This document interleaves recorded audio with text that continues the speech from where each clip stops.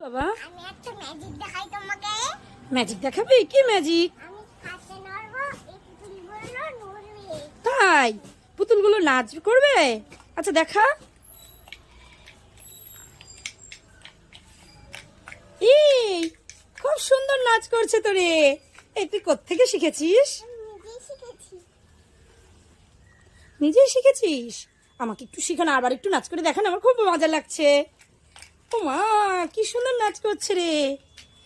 আমাকে একটু শিখাবি ম্যাজিকটা? এই যে এরকম এরকম এরকম করলে নড়বে? এই বাবা, আমি একটু নাচ করিয়ে দেখি তো পুতুলগুলোকে, করে নাকি। দাঁড়া, তুই হাত বন্ধ কর, আমি করি একটু।